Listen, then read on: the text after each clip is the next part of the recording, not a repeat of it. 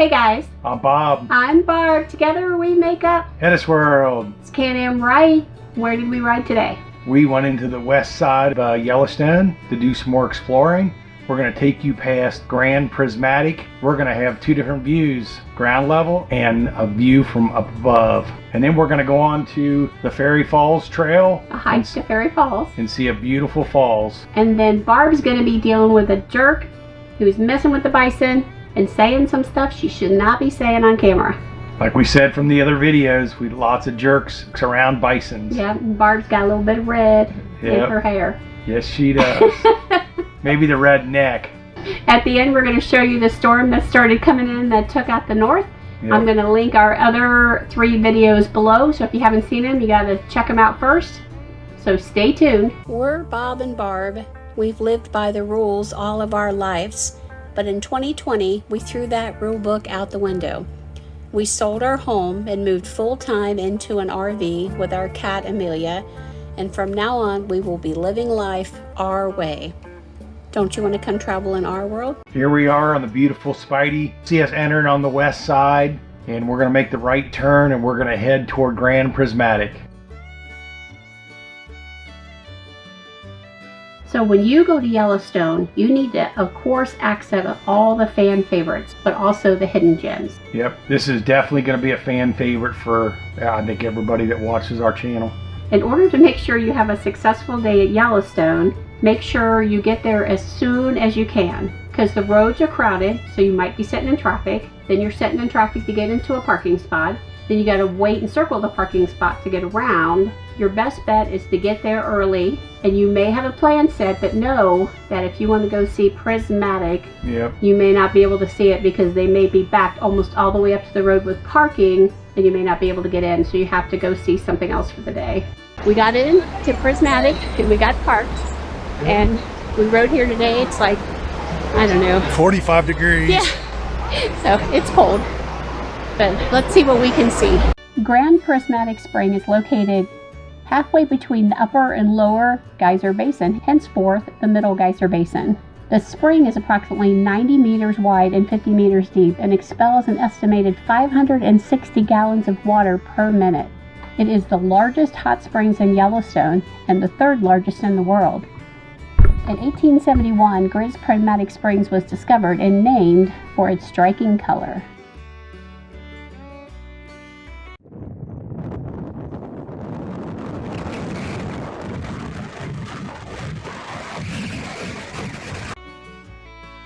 So this is a hot spring. It's not a hot spring that I want to get into, but it is a hot spring. It is what they consider the most common hydrothermal feature of Yellowstone.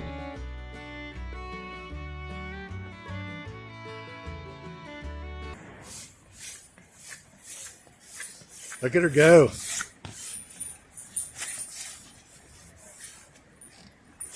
That's model material there, baby. Look at the color there. Straight across. It's beautiful. So over there is the beautiful circle that, because it's so cold, we're not really able to capture.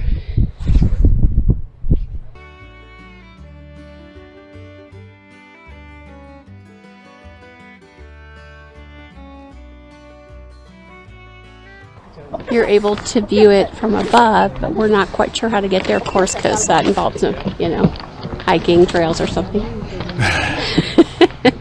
So the sun is out, and you can feel the hue of the colors, but they are very difficult to see. Yeah, the sun's making it worse. Yep.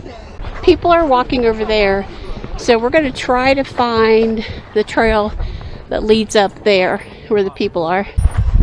So with the sun out, it feels amazing. Not enough to take my coat off though. Yeah, not shivering no more. Yeah, he was shivering pretty bad. I don't like to be cold. I have my sweat jacket on like he does. And we've got our rain gear on today because yesterday we had torrential rains and hail. And snow. And snow while it was raining. And then rain and then snow and then hail. Yeah, so.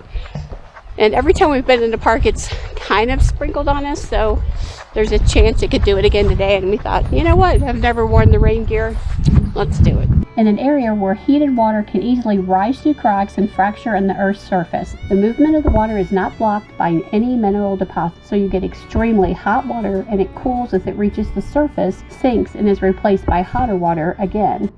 Excelsior Geyser Crater is what you are having difficulty seeing, but there are tons of colors you can feel from it. That is for sure. I am going to walk off this board if I don't watch what I'm doing. Grand Prismatic sits on a bed of rhyolitic rock. Now, rhyolitic is light-colored volcanic rock with a very high silica content. So water deep in the earth is warmed by the heating of the magma. The hot water circulates and dissolves some of it in the rocks, carrying its solution to the surface. As it cools, it creates that white-gray landscape around the spring.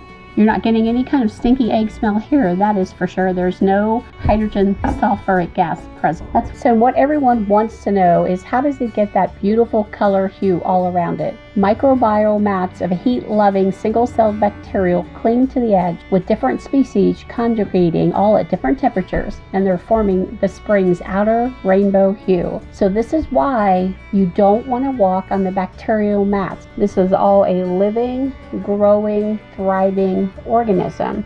So to get up here to the viewing area of Prismatic Falls, you got to go down to Fairy Falls and park, and you start walking toward Fairy Falls and you find it. There's no wheelchair accessibility. Nope, not at all. Best place is down there on the ramp. But up here, at least, you know, the sun's out, it's burning it off. We're getting some beautiful colors. And who knew we were doing hiking today? So where is my teens, you ask? Soaking wet from the storm yesterday outside the RV. So motorcycle boots it is. So after this, we decided to go ahead and continue on to Fairy Falls, which is about 1.6 mile hike. So if you're heading to the Fairy Falls, it is a long trail. So be prepared. Now it's wanting to maybe rain. But I've got all my gear. I can put it back on if I have to. And I know we weren't planning on hiking, which is what we're doing, or I would not be in my motorcycle boots. They're cute, but they're not for hiking.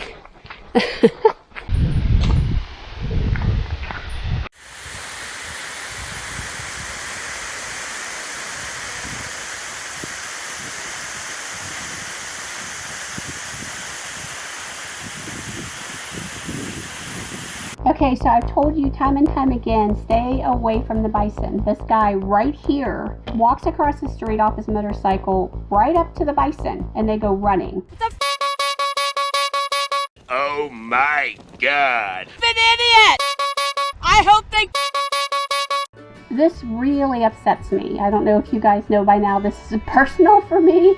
And I just slewed a whole bunch of inappropriate stuff to him. We have put the little horn sound over it so you can't really hear what I'm saying, which is probably a good thing. But the gist of the story is, let the bison be.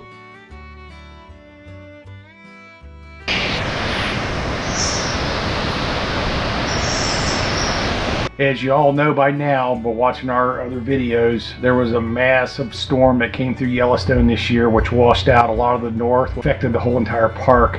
But the north and northeast got hit the hardest. And as we were at our campground there at Saltel Resorts, we did have that weather come in, and it came in with a vengeance. Starting out with a little bit of light rain, then it went to hail.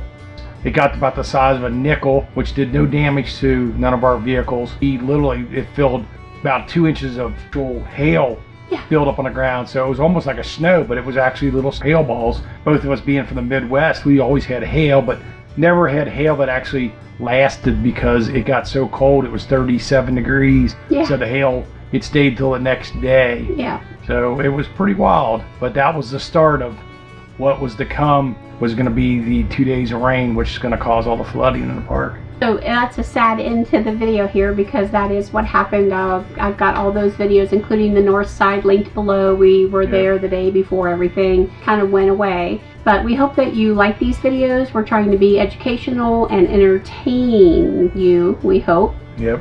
Yeah, we felt like being at Yellowstone for the 5 days that we visited, that the weather was a little chilly, but the crowds were light.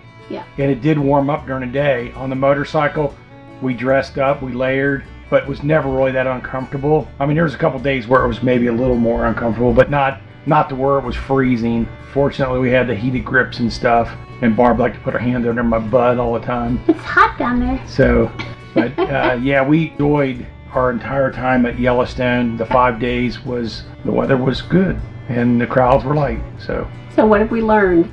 Stay away from bison, take your pictures, enjoy them, but let them be. And 2, don't be a potty mouth. yeah, the common theme is give the bisons space because it is their domain. Yep. So we hope that you like, that you will subscribe, that you will smash up the notification bell, because we do have one more Yellowstone video coming before we hit South Dakota. That's right. We want you to comment. Yep, give us your comments. Let us know about Yellowstone. If you're visiting or if you have visited, we'd love to know. So remember, we're HetteshWorld. Come travel in our world. Bye!